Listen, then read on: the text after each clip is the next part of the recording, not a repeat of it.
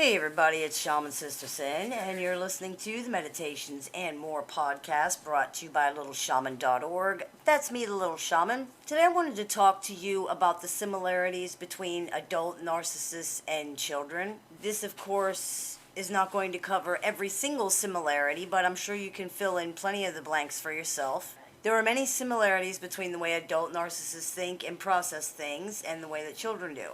In fact, in many ways, these processes are virtually identical. This is because narcissists have arrested emotional development. The emotional maturity that most children go through did not occur within the narcissist for whatever reason. Often this reason is abuse or neglect during childhood. These things cause the child to focus intensely on themselves to the exclusion of all other things because their needs are not being met and their emotions are not being validated. This also results in the mind being taken up with trying to defend itself from the abuse. The mind is, in a sense, always playing catch-up, and because of the trauma that it is experiencing, some important developments are skipped, so to speak, or don't happen. The mind becomes locked in a pattern of defensive reaction and emotional perception made up of many different but related facets that matures extremely slowly and is extraordinarily resistant to change. We call this reaction defense pattern malignant narcissism.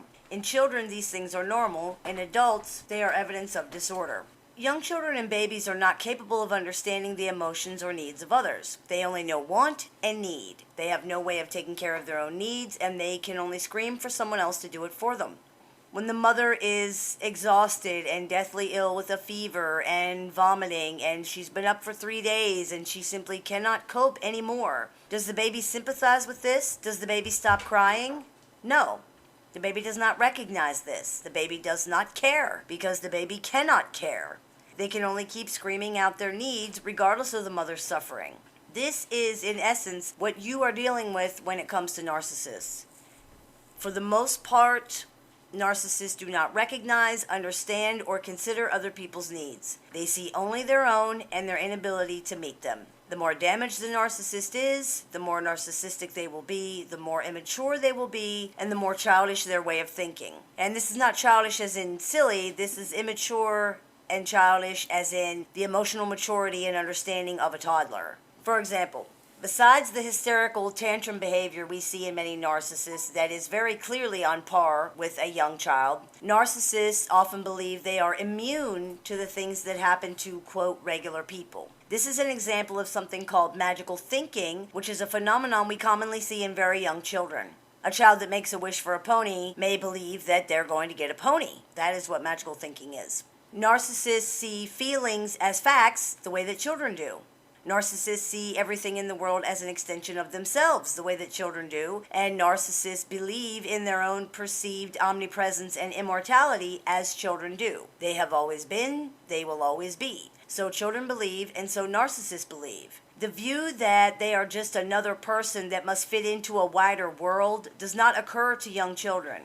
How could it? Rather, they function under the assumption that the world fits around them and that everything they experience or encounter is related to them in some way. This is the same way narcissists see things. They have never matured past this extremely immature way of looking at things. The idea that the world does not revolve around them never occurs to children, as it does not occur to narcissists. This is why they tell you to make sure you talk with your child so that the child does not think that divorce is their fault, because children perceive everything in their world as relating to them, as flowing to them, as flowing from them.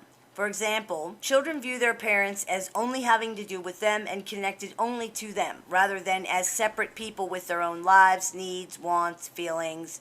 Parents are very one-dimensional to young children. Despite the fact that children are only one part of the parent's life, the child does not see this or understand that in any way. To a child, parents only exist as their caretakers. It's the only context that children view parents in, and it's the only context they can understand. This is identical to how narcissists view other people. Outside of the narcissist and the narcissist needs, people don't exist. As children mature, they learn that this viewpoint is not true. They learn to see and appreciate their parents as individuals that are separate from themselves. The development of the narcissist is so arrested that this, coupled with such extreme self-focus, means they are never able to separate themselves as authentic individuals from other people and from the external world in general. Because of this, they often feel acted upon by the world and other people or circumstances, rather than as people who act in the world.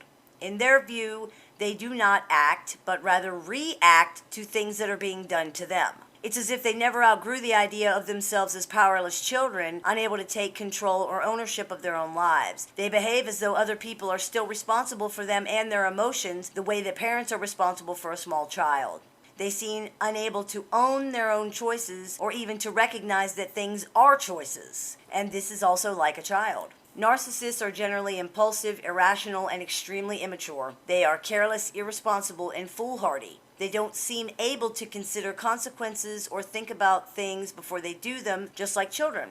When pressed for an answer as to why they've done something, narcissists may seem just as mystified as everybody else. I don't know is a very common answer, and it may be the truth. Narcissists seem to possess very little insight as to why they do things, simply reacting on impulse as we see children do. Like children, narcissists often feel helpless in a world of more powerful, more competent, more knowledgeable adults. That's why they create a false self that is the diametric opposite of that.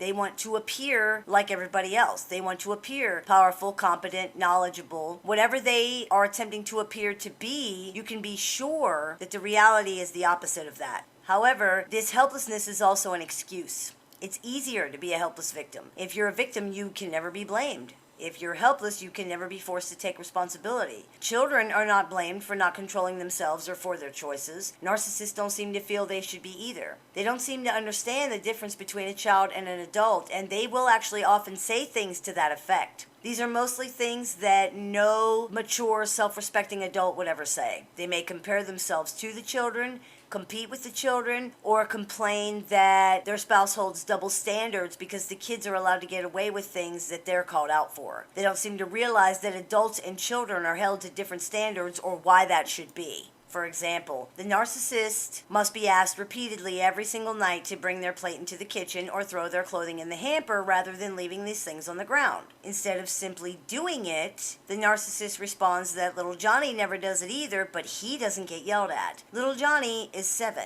The narcissist is 40 and is one of little Johnny's parents. The discrepancy here is obvious. This is the type of response you would receive from a child that does not want to do their chores, not an adult. An adult shouldn't even need to be told. To the narcissist, however, this is a clear example of favoritism and being attacked solely for who they are. Little Johnny is getting away with the same thing. It does not seem to enter their mind that there is a very large difference between a 7-year-old and a 40-year-old. Regardless of whether or not they actually feel that way, the childishness and absurdity of this argument is really unbelievable. It's almost shocking in its ignorance. There is not only the complete refusal to behave as an adult, there is an inability to even understand why this would be expected. The truth is, underneath all the horrible things they do, underneath all of the expectations of special treatment and everything else, the narcissist is still that 5-year-old child pretending they're somebody else to escape an abusive situation that ended years ago. When all their reasoning is examined, when all their behavior is scrutinized and looked at through the lens of perspective rather than pain, this is what we're left with. A person with the emotional maturity of a toddler who cannot understand why they're expected to behave otherwise and who is trying desperately to pretend that they're somebody else. All of their attention seeking, all of their manipulations, all the gaslighting, smear campaigns, all of their abuse, all of the hurtful things they do, when seen for what these things really are, they're nothing but childish behaviors that have been perpetrated by an adult. Every single one of these things is seen in children. Gaslighting is a 3-year-old with chocolate all over his face who is hiding the chocolate bar behind his back in plain sight, saying, "What chocolate, Mommy? I don't have chocolate. I wasn't eating chocolate." Smear campaigns are a 6-year-old telling lies about a girl to that girl's friends so they won't like her anymore. They can all be compared to the behaviors of children. Though these behaviors are sometimes seen as sophisticated schemes, they really aren't. They are the same childish and petty things we all dealt with on the elementary school playground. They're just more confusing and therefore more dangerous because they're coming from an adult. I hope this clears a few things up for you. As always, I look forward to your comments, questions, and suggestions, so please keep those coming. I take appointments online and over the phone Monday through Friday. So if you're interested in speaking with me, you can visit littleshaman.org and click the Book an Appointment tab to go ahead and do that. You've been listening to the Meditations and More podcast brought to you by littleshaman.org. That's me, Little Shaman. May the Great Spirit bless you and have a wonderful day.